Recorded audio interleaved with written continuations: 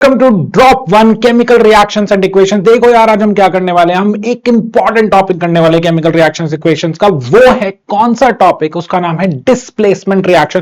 देखो, displacement reaction को हम बिल्कुल समझेंगे किसकी मदद से? पूरा वीमेक की मदद से समझेंगे। सबसे पहले हम वर्ड को समझेंगे, उसकी एटमोलॉजी चेक करेंगे, फिर हम उसके बाद देखेंगे कि कोई एनालॉजी बिल्ड करेंगे और फाइनली हम उसको विजुअलाइज करेंगे इन दोनों चीजों की मदद से। एंड देन हम इंपॉर्टेंट कीवर्ड्स को पकड़ेंगे और निमोनिक्स की मदद से वो सारे कीवर्ड्स को लर्न कर लेंगे सो दैट कि हमारा पूरा टॉपिक हमारे माइंड के अंदर डेवलप हो जाएगा। अब लेकिन यहां पर एक बहुत ही इंटरेस्टिंग चीज मैं तुम्हें बताना चाहता हूं। जब हम इस कंप्लीट कर लेंगे उसके बाद हम सबसे इंपॉर्टेंट क्वेश्चंस जो डिस्प्लेसमेंट रिएक्शंस में से पूछे जा चुके हैं बोर्ड एग्जाम में, उन्हें भी करेंगे सो दैट कि हमारी कंप्लीट चीज बन जाए, हमारी अंडरस्टैंडिंग भी डेवलप हो जाए, हमारे मार्क्स भी आ जाए। और ये दो चीजें ही हम चाहते हैं सो दैट कि हम बोर्ड्स में टॉपर बन जाएं। हम 95, 96, 97, 98, 99, 100 आउट ऑफ 100 मार्क्स तक क्या कर सकते हैं? स्कोर कर सकते हैं इस टेक्निक की मदद से। तो जल्दी से शुरू करते हैं। हमारे टॉपिक का नाम है डिस्प्लेसमेंट रिएक्शन। तो आपके सामने आ रहा है कि भाई सबसे पहले डिस्प्लेसमेंट वर्ड को समझते हैं, ये बना कैसे। तो अगर तुम ध्यान से देखोगे, जो डिस्प्लेसमेंट वर्ड है वो बना है डिस और प्लेस से। यार यहां पर अगर तुम ध्यान से देखोगे, जो डिस वर्ड है वो कहां से आ रहा है? वो लैटिन शब्द से आ रहा है।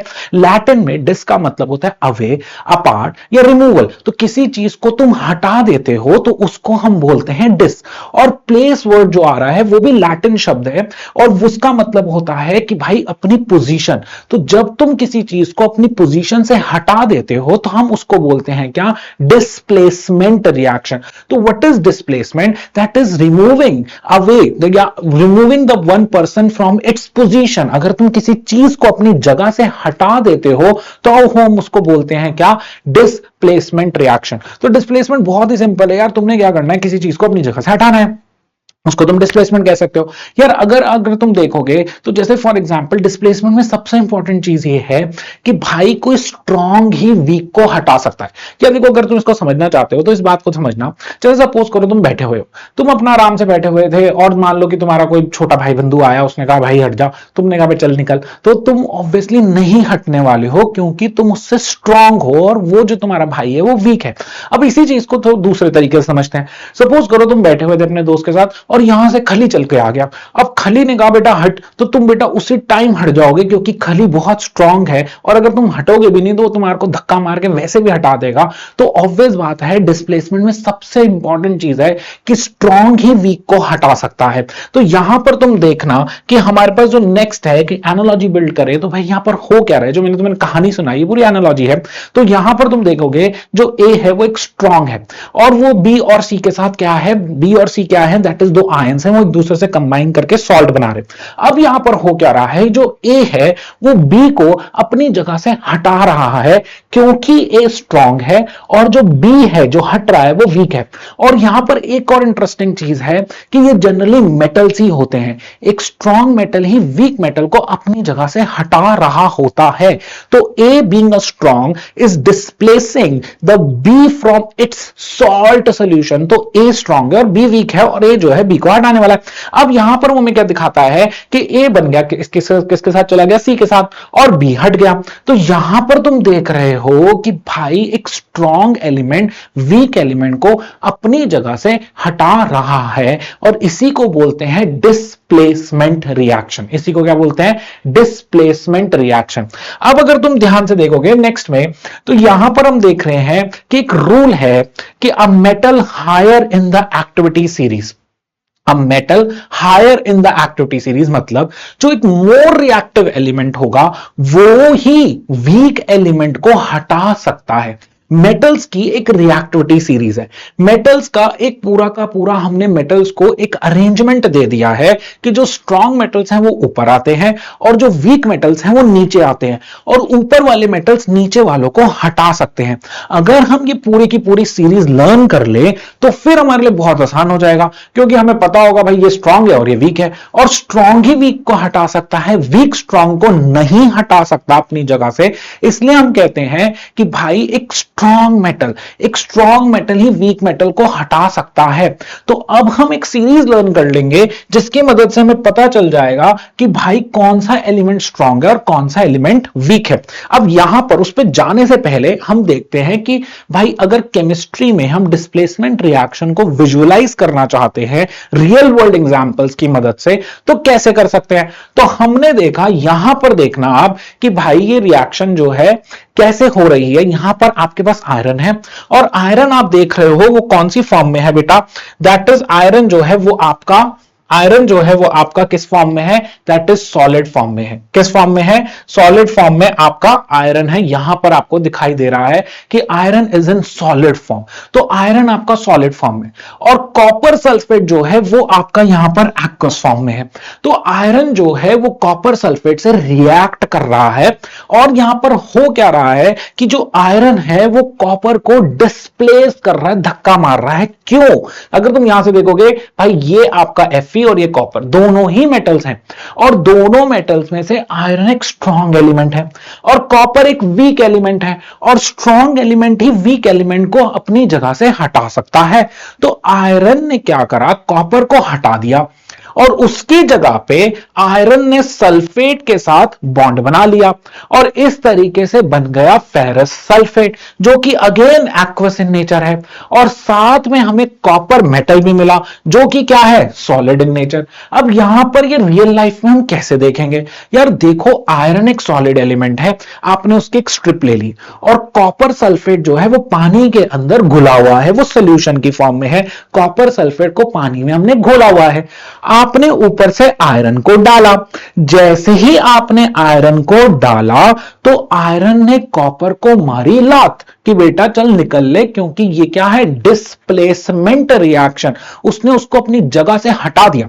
अब जैसे ही उसने हटाया तो आयरन जो है वो सल्फेट के साथ बॉन्ड बनाने लग गया, तो उसने बना दिया FeSO4 और साथ में जो कॉपर था वो अलग हो गया।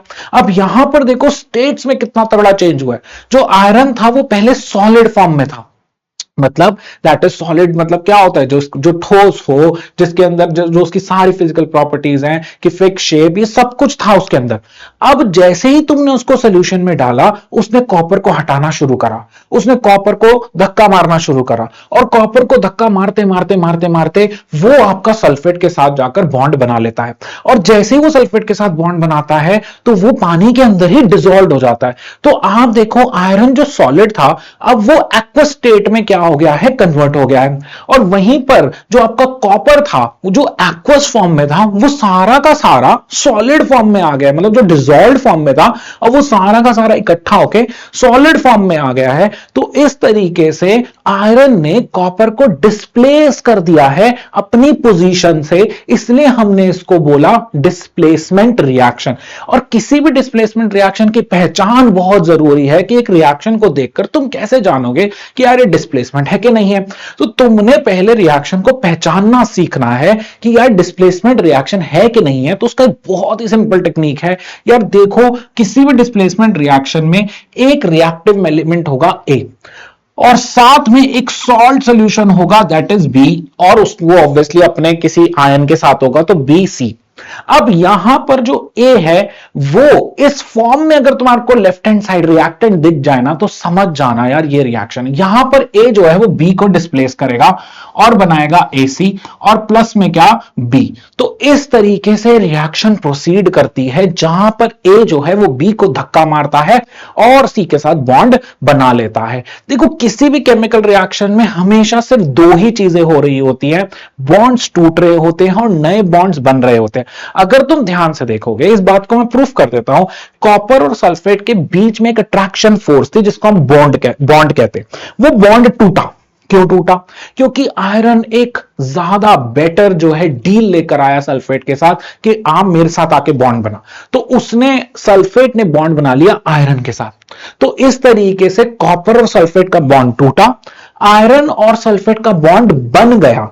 तो बॉन्ड टूटते हैं और नए बॉन्ड बनते हैं, और इसी को हम क्या बोलते हैं, केमिकल रिएक्शन। और ये रिएक्शन जो है डिस्प्लेसमेंट रिएक्शन है, क्योंकि यहां पर एक रिएक्टिव एलिमेंट ने लेस रिएक्टिव एलिमेंट को अपनी जगह से हटाया है। अब इसी बात को अगर हम इंग्लिश में समझना चाहें, अगर हम उसको कैसे लिखेंगे, तो हमारी ऑब्जर्वेशन है। ऑब्जर्वेशन मतलब क्या होता है, ये पेपर में बहुत क्वेश्चन आता है कि भाई what are the two observation, या what are the observations of the particular reaction. यार देखो, जब वो ऑब्जर्वेशन पूछ रहा है ना, वो तुमसे ये नहीं पूछ रहा कि यार इसमें प्रोडक्ट क्या बन रहा है। ऑब्जर्वेशन का मतलब है तुमने ऑब्जर्व क्या करा, तुमने क्या देखा, तुम्हारी सेंसेस ने क्या एक्सपीरियंस करा, तुम्हारी आंख ने कुछ देखा, क्या तुम्हारे कान ने कुछ सुना, क्या तुम्हारी नाक ने कुछ सूंघा, तो तुम्हारे सेंसेस पे जो भी हुआ है उसको ऑब्जर्वेशन कहते हैं। कि ये रिएक्शन हो रही थी और होते होते होते तुम्हारी सेंसेस ने कुछ ऑब्जर्व करा।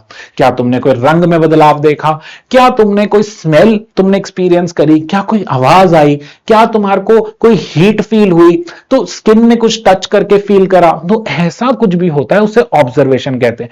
तो जब ये रिएक्शन हो रही है तो इसमें ऑब्जर्वेशन क्या है कि जब हमने आयरन नेल को डिप किया था, आयरन नेल को डिप किया था, तो जो कॉपर सल्फेट था वो ब्लू इन कलर था। वो क्या था, ब्लू इन कलर। अब हम पूरा विजुअलाइज कर रहे हैं कि रियलिटी में क्या हो रहा है, वो ब्लू इन कलर था।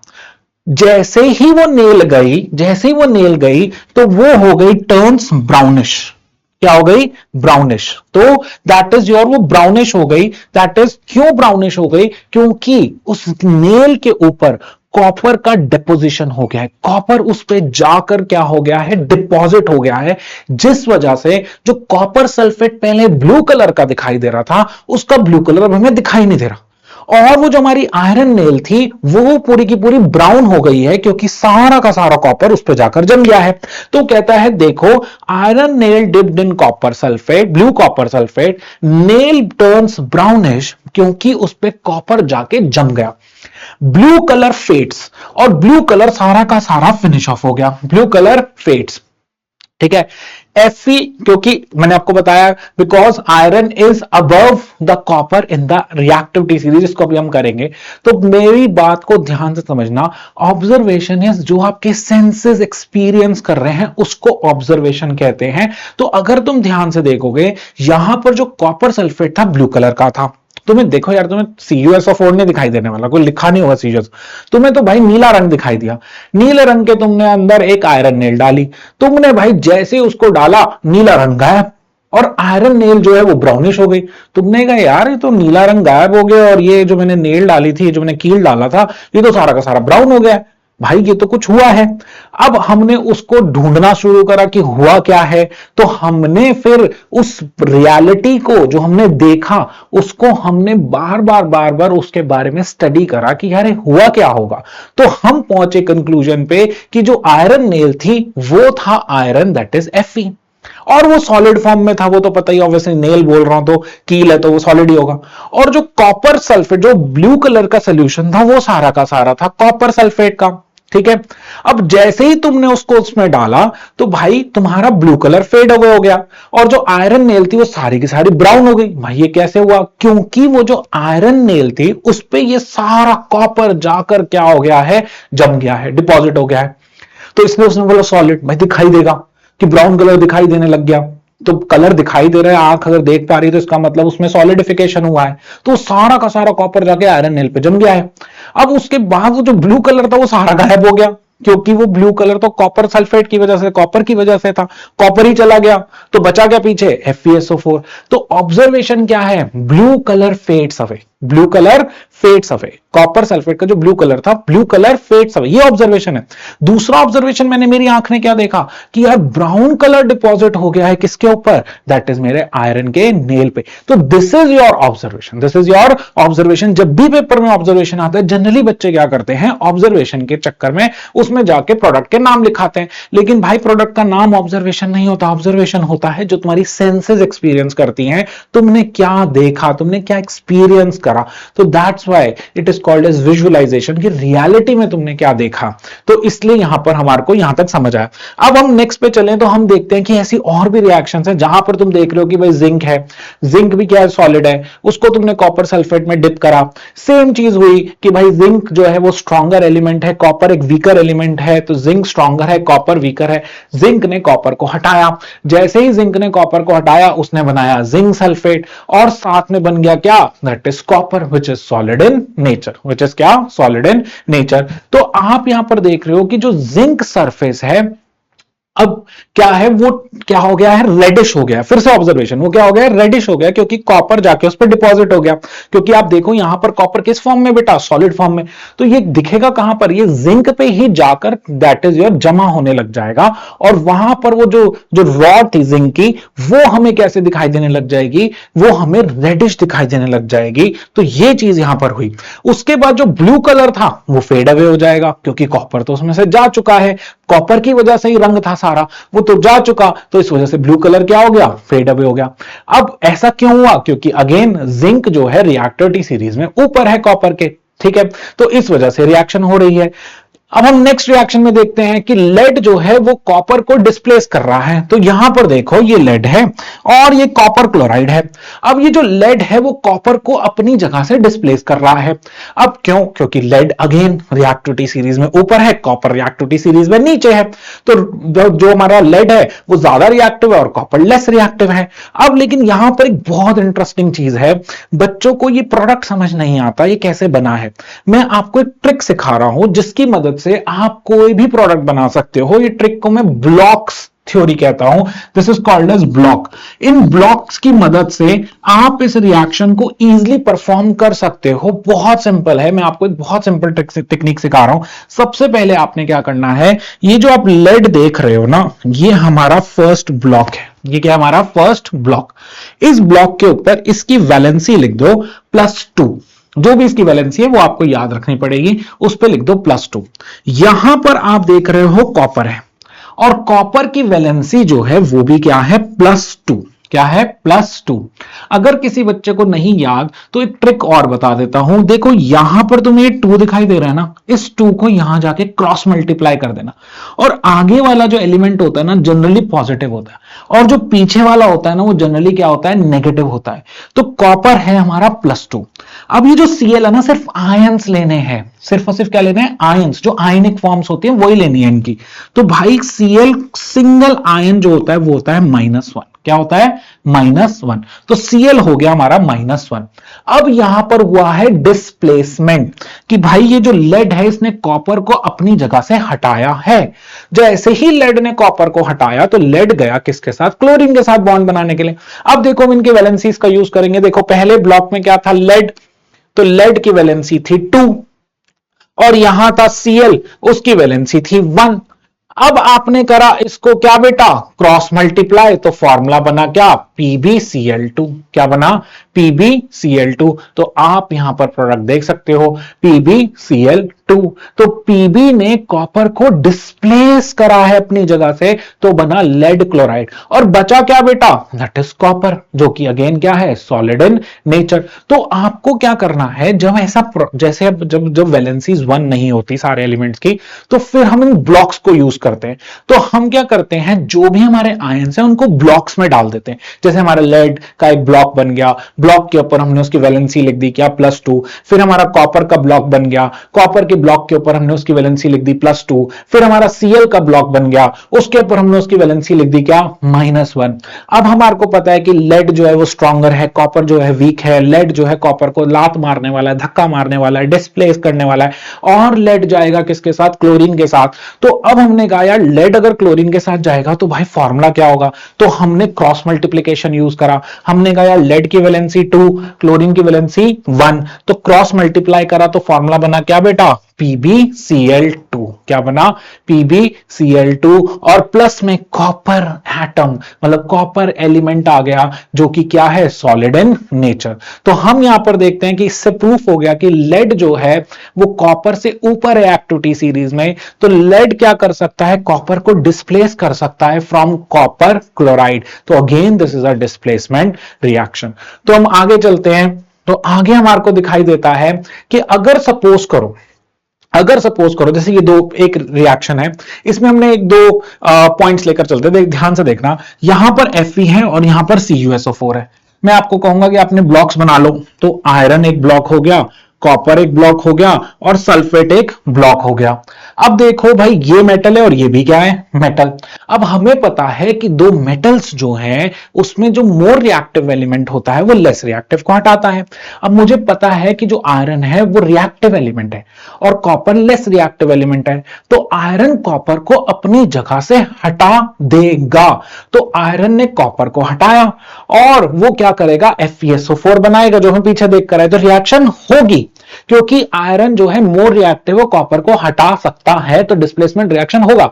लेकिन अगर हम यहां पर देखें तो हमें दिखाई दे रहा है यार ये कॉपर और ये FeSO4। अब लेकिन यार यहां तो एक बड़ी गेम है। क्या गेम है भाई? भाई कॉपर जो है, अगर हम फिर से अपने ब्लॉक्स बना लें भाई, कॉपर और क्या, Fe, ठीक है, और ये हमारा सल्फेट। तो अब हम कंपेयर करेंगे कॉपर के ब्लॉक को और Fe के ब्लॉक को। यार कॉपर एक वीक एलिमेंट है और आयरन एक स्ट्रॉन्ग एलिमेंट है। वीक एलिमेंट स्ट्रॉन्ग को नहीं हटा सकता अपनी जगह से, तो अगर नहीं हटा सकता तो रिएक्शन नहीं होने वाली, there will be no reaction, there will be no displacement. तो ये बिल्कुल वही वाली कहानी है जो मैं तुम्हें बता कर आया था कि भाई तुम खली को नहीं हटा सकते, खली तुम्हें हटा सकता है, तुम वीक हो खली के सामने, तो खली को हटाना बड़ा ही मुश्किल काम है। तो यहां पर वो तुम्हें बता रहा है कि भाई तुम नहीं हटा सकते उसे, तो इस वजह से ये रिएक्शन नहीं होगी। Weak can not displace the strong element, that is the main thing which we have to remember, कि भाई एक वीक स्ट्रॉन्ग को नहीं हटा सकता है। फिर हमने कहा, फिर आगे चले तो हमने कहा कि भाई आगे क्या है। तो अगर तुम ध्यान से देखोगे तो जो हमारा टॉपिक के अंदर जो हमने पढ़ा उसमें मेजर कीवर्ड्स क्या क्या है भाई? मेजर कीवर्ड्स थे that is your strong metal, कि भाई एक एलिमेंट स्ट्रॉन्ग होता है और दूसरा एलिमेंट वीक होता है। कुछ एलिमेंट स्ट्रॉन्ग है और कुछ एलिमेंट्स वीक हैं। अगर हम ये टेबल समझ लें कि यार कौन सा एलिमेंट स्ट्रॉन्ग है और कौन सा एलिमेंट वीक है, तो भाई हमारा तो काम हो गया। फिर तो मजे ही मजे, कोई भी डिस्प्लेसमेंट रिएक्शन हो मैं खुद से परफॉर्म कर दूंगा कि कौन सा स्ट्रॉन्ग है और कौन सा वीक है। तो मेजर कीवर्ड्स क्या है? स्ट्रॉन्ग एलिमेंट्स होते हैं, स्ट्रॉन्ग मेटल्स होते हैं और वीक मेटल। ये मेटल डिस्प्लेसमेंट रिएक्शंस हैं बेटा। यहां पर एक मेटल ही दूसरे मेटल को डिस्प्लेस करता है, इसलिए जो हमारे मेजर कीवर्ड्स हैं वो है strong metal and weak metal. क्योंकि हम जो रिएक्शंस पढ़ रहे हैं हमारे सिलेबस में है वो एक मेटल डिस्प्लेसमेंट रिएक्शंस है। तो उसके बाद आप आगे जाओगे बेटा तो देखोगे कि सॉल्ट सोल्यूशन क्या होता है, कि सॉल्ट डिसॉल्व्ड इन वाटर। तो बेसिकली क्या है, the home of the weak metal, मतलब वीक मेटल किसके अंदर प्रेजेंट होता है, मतलब ऑब्वियसली एक सॉल्ट सोल्यूशन होता है। कि मतलब सोल्यूशन क्या होता है, पहले उसको समझो कि एक सोल्यूट होता है और एक सॉल्वेंट होता है। लेसर क्वांटिटी में सोल्यूट होता है और ज्यादा क्वांटिटी में सॉल्वेंट होता है। तो सोल्यूट हमारा है कॉपर सल्फेट और पानी है हमारा सॉल्वेंट। उसके अंदर हमने उसको घोल दिया, तो जब घोला तो पानी ज्यादा है, तो इसलिए ऐसे सोल्यूशंस को हम एक्वस कहते हैं, क्योंकि एक्वस शब्द का मतलब ही पानी होता है। ये सारा का सारा दो दैट इज लैटिन और ग्रीक भाषा से ही शब्द लिया गया है। इसने तुमने सुना होगा एक्वागार्ड, एक्वाफीना, ठीक है, तो ये एक्वेटिक, तो इसका मतलब ही क्या है, वाटर। जब बहुत ज्यादा पानी होता है तो हम उसको एक्वस कहने लग जाते हैं। अब आते हैं हम दैट इज एक्टिविटी सीरीज या रिएक्टिविटी सीरीज जो मेटल्स की होती है, जिसमें कुछ मेटल्स ऊपर होते हैं, कुछ मेटल्स नीचे होते हैं, डिपेंडिंग कि वो कितने ज्यादा रिएक्टिव हैं। तो स्ट्रॉन्ग मेटल्स ऊपर होंगे, वीक मेटल्स नीचे होंगे। और डिस्प्लेसमेंट रिएक्शन तो आपने समझ ही ली कि मोर रिएक्टिव एलिमेंट है, more reactive metal displaces the less reactive element और metal from its salt solution और इट्स कंपाउंड। तो जनरली सॉल्यूशन फॉर्म में ही पॉसिबल है डिस्प्लेसमेंट, ऐसा नहीं है कि सॉलिड्स में इतना पॉसिबल नहीं होता। इसलिए हमारा जो हमारा वीक एलिमेंट होना चाहिए वो एक्वस फॉर्म में ही होना चाहिए अपनी सॉल्ट के साथ, तभी ये रिएक्शंस पॉसिबल हो पाएंगी। उसके बाद अगर हम आगे जाएं तो हम देखते हैं कि प्रेसिपिटेट क्या होता है, solid that deposits when displaced element settles out of solution. जैसे आपने देखा था कि जब हमने आयरन और कॉपर सल्फेट की रिएक्शन करी थी, जो कॉपर था वो सारा का सारा आपका सॉलिड फॉर्म में डिपॉजिट हो गया था आयरन नेल पे, तो हम उसको प्रेसिपिटेट भी कह सकते हैं कि वो सॉलिड फॉर्म के अंदर डिपॉजिट हो गया है। उसके बाद अगर हम आगे जाएं तो बच्चे हमारे पास आती है मेन, निमोनिक की मदद से लर्न करेंगे। मैं आपको बार बार बोल रहा था ये सारा का सारा रिएक्टिविटी सीरीज का खेल है।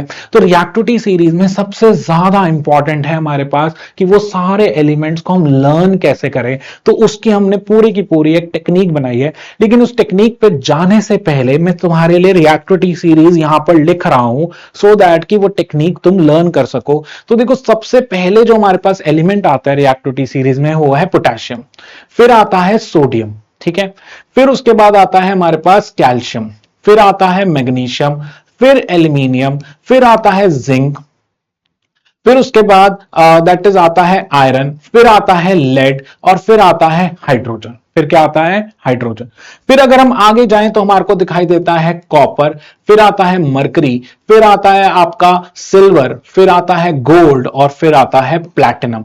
तो ये सारे एलिमेंट्स हमारे होते हैं रिएक्टिविटी सीरीज में। अगर टोटल काउंट करोगे 1 2 3 4 5 6 7 8 9 10 11 12 13 14, ये 14 एलिमेंट्स हैं जो आपको याद होने चाहिए, इसी सीक्वेंस ऑर्डर में याद होने चाहिए, तभी आप डिस्प्लेसमेंट रिएक्शंस परफॉर्म कर पाओगे। अदरवाइज आपको बहुत डिफिकल्टी आएगी डिस्प्लेसमेंट रिएक्शंस को परफॉर्म करने के लिए। तो इनको कैसे लर्न करते हैं उसका हमने एक निमोनिक बनाया। तो निमोनिक क्या है? केदारनाथ का माली, केदारनाथ का माली। आलू जरा फीके पकाता है चाप, आलू जरा फीके पकाता है चाप। एक बार दोबारा देखना, केदारनाथ का माली, केदारनाथ का माली मतलब potassium, sodium, calcium, magnesium, Kedarnath का माली। फिर से एक बार देख लो, पोटेशियम, सोडियम, कैल्शियम और मैग्नीशियम, केदारनाथ का माली। के फॉर पोटेशियम, नाथ फॉर सोडियम, का फॉर कैल्शियम एंड माली फॉर मैग्नीशियम, केदारनाथ का माली। अच्छा, क्या करता है भाई? आलू जरा फीके पकाता है, आलू जरा फीके पकाता है, आलू जरा फीके पकाता है। आलू का मतलब क्या है? एल्यूमिनियम। जरा का मतलब क्या है? जिंक। फीके का मतलब क्या है? आयरन। पकाता का मतलब क्या है? लेड। है का मतलब क्या है? हाइड्रोजन। आलू जरा फीके पकाता है, दैट इज एल्यूमिनियम, जिंक, उसके बाद आयरन, लेड और लास्टली में क्या? हाइड्रोजन। हाइड्रोजन जो है कि एक्सेप्शनल केस है, क्योंकि ये मेटल और नॉन मेटल दोनों की कैटेगरी में रखा जा सकता है। तो इसलिए ध्यान रखना, हाइड्रोजन के मदद से ही पूरी रिएक्टिविटी सीरीज बनाई जाती है। तो आपने देखा हाइड्रोजन आ गया, तो हाइड्रोजन से ऊपर वाले मोर रिएक्टिव, हाइड्रोजन के नीचे वाले जो होते हैं वो होते हैं लेस रिएक्टिव। तो हमारे पूरी की पूरी सीरीज क्या है अभी तक जो हमने पढ़ा? केदारनाथ का माली आलू जरा फीके पकाता है, ठीक है, पकाता है, आलू जरा फीके पकाता है। खाएं क्या भाई? तो हमने कहा हम खाएंगे क्या आज? चाप। क्या खाएंगे?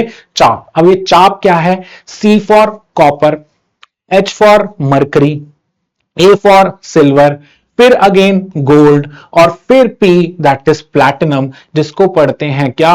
चाप। क्या पढ़ते हैं? चाप। That is copper, mercury, silver, gold, platinum. Copper, mercury, silver, gold, platinum, इसको बोलते हैं हम क्या? चाप। कॉपर, मरकरी, सिल्वर, गोल्ड और क्या? Platinum. This is called as chap. तो यहां पर तुम देख रहे हो, ये है हमारी पूरी की पूरी रिएक्टिविटी सीरीज। एक और इंटरेस्टिंग चीज बताता हूं, अगर तुम्हें ये 3 एलिमेंट्स लर्न करने हैं तो इसका बहुत ही आसान सा तरीका है, सिल्वर जुबली, गोल्डन जुबली और फिर कौन सी होती है? Platinum jubilee. तो हमारी रिएक्टिविटी सीरीज क्या है? केदारनाथ का माली, केदारनाथ का माली आलू जरा फीके पकाता है और क्या बेटा? चाप।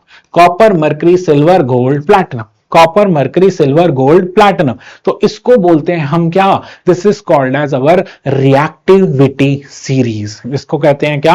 Reactivity series. तो this is known as Kedarnath का माली आलू जरा फीके पकाता है चाप।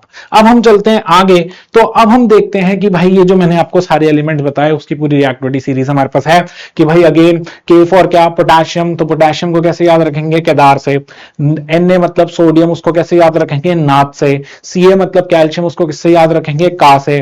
Mg मतलब मैग्नीशियम, उसको कैसे याद रखेंगे? माली से। Al मतलब एल्यूमिनियम, उसको किससे याद रखेंगे? आलू से। जिंक मतलब Zn मतलब जिंक, जिंक को किससे याद करेंगे? जरा से। और Fe मतलब क्या? आयरन, और उससे याद रखेंगे किससे बेटा? फीके से। तो ये हमारा बन गया क्या? केदारनाथ का माली आलू जरा फीके। फीके, दैट इज फीके मैंने बोल दिया, फीके पकाता है, और क्या, चाप। पकाता किससे करेंगे, लेड, तो उसका क्या है, पकाता है फॉर हाइड्रोजन, तो है। और चाप में हमारे पास जो एलिमेंट्स हैं वो क्या है, copper, mercury, silver, gold, platinum. तो सिल्वर जुबली, गोल्डन जुबली और क्या, प्लैटिनम जुबली। इस तरीके से आपको पूरी लर्न हो जाएगी क्या, रिएक्टिविटी सीरीज। जो ऊपर है वो नीचे वालों को डिस्प्लेस कर देंगे। तो उसके बाद हम आगे चलते हैं, तो हम देखते हैं कि भाई अगर आपको लर्न करना है कि वैलेंसीज भी आप लर्न करना चाहते हो, तो हमने उसके भी निमोनिक्स बना दिए हैं, क्योंकि मैंने आपको बताया ना ब्लॉक्स बनाने होते हैं, तो ब्लॉक्स में वैलेंसीज तो याद रखनी पड़ेगी। तो उसके हमारे पास क्या क्या निमोनिक्स हैं उसको भी देख लेते हैं। That is your positive valencies क्या है। तो अगर आप देखोगे वैलेंसी 1 जिनकी +1 होती है, उसको याद रखने का तरीका है लिप्स। लिप्स में कौन कौन से एलिमेंट आते हैं, लिथियम, पोटेशियम और क्या, सोडियम। इन सब की वैलेंसी +1 होती है, तो याद रखना लिप्स की वैलेंसी क्या है, +1, दैट इज लिथियम, पोटेशियम और क्या, सोडियम। इन सब की वैलेंसी क्या है, 1, Li, K और क्या, Na। आपने देखा था कि K और Na रिएक्टिविटी सीरीज में भी आए थे, आपको याद होगा केदारनाथ। तो ये इन दोनों की वैलेंसी क्या है, +1।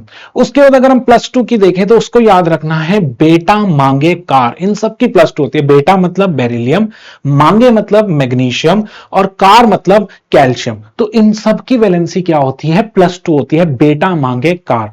उसके बाद नेक्स्ट पे चले तो हमारे पास +3 आती है। +3 को याद रखना है बॉल से, B और Al, B for boron, Al for क्या, एल्यूमिनियम। और इनकी वैलेंसी क्या है बेटा, +3। This is called as ball, that is boron और क्या, एल्यूमिनियम। उसके बाद हम आगे जाएं तो हमें दिखाई देते हैं माइनस वैलेंसीज वाले। तो माइनस वैलेंसीज वाले, जैसे वैलेंसी यहां पर आप देख रहे हो -1, तो इसको लर्न करने का बहुत ही सिंपल तरीका है, face CBI। Face CBI, face मतलब फ्लोराइड, C मतलब क्लोराइड, B मतलब ब्रोमाइड और I मतलब iodide. Face CBI, fluoride, chloride, bromide और क्या, आयोडाइड।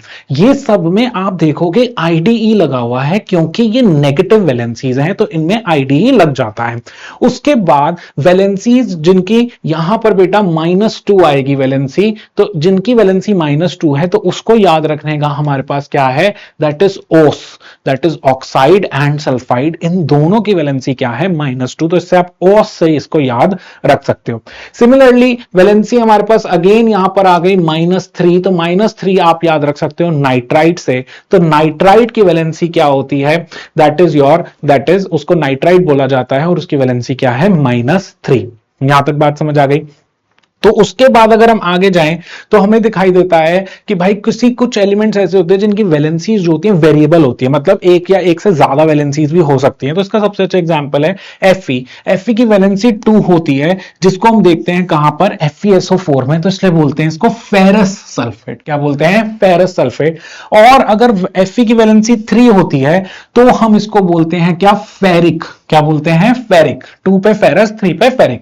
और कॉपर की वैलेंसी अगर 2 होती है तो हम जो है इसको, दैट इज एक चीज होती है क्यूप्रस और एक होता है क्यूप्रिक। तो अगर कॉपर आपका +1 में है तो क्यूप्रस, अगर +2 में है तो क्यूप्रिक। तो ये आपका यहां पर होता है क्या, that is iron, variable valencies of iron and copper. तो उसके बाद अगर आप ध्यान से देखोगे तो जैसे ये जो IDE वर्ड है ये कहां से आया है, बड़ा इंटरेस्टिंग है कि हमने IDE क्यों लगाया। जैसे क्लोराइड लगा रहे हो, ब्रोमाइड लिख रहे हो या आप फ्लोराइड लिख रहे हो, तो बेसिकली ये ग्रीक से आ रहा है। ग्रीक IDS का मतलब होता है डिसेंडेड फ्रॉम, जहां से वो आया है। तो क्लोरीन से आया तो नाम पड़ा क्लोराइड, ब्रोमीन से आया तो नाम पड़ा ब्रोमाइड, आयोडीन से आया तो नाम पड़ा आयोडाइड। तो अगर आप ध्यान से देखोगे, in chemistry it was adopted to mean this element grabbed electrons and became a negative ion. तो केमिस्ट्री में हमने क्या करा कि भाई जैसे आयोडीन ने इलेक्ट्रॉन गेन करा तो वो बन गया आयोडाइड, ब्रोमीन ने इलेक्ट्रॉन गेन करा तो बन गया ब्रोमाइड। तो इस तरीके से हमने IDE जो है वो एक तरह का क्या है, सफिक्स है जो लगाया जाता है जब नेगेटिव आयन बना रहे होते हैं।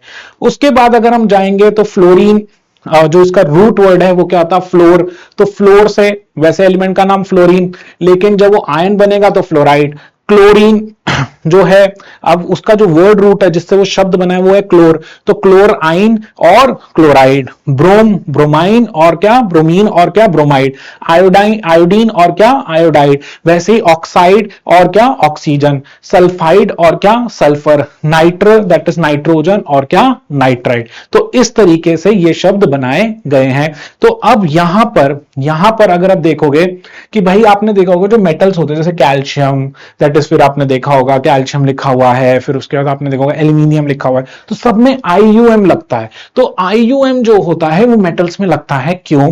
That is comes from Latin, जिसमें neutral noun endings in the 18th और 19th century scientists wrote in Latin, the scientific language of that era.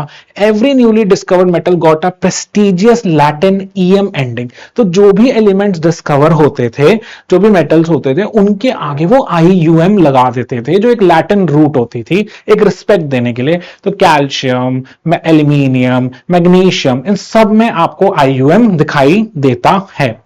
उसके बाद अगर हम आगे जाएंगे तो हमारे पास आता है क्या ये चीज,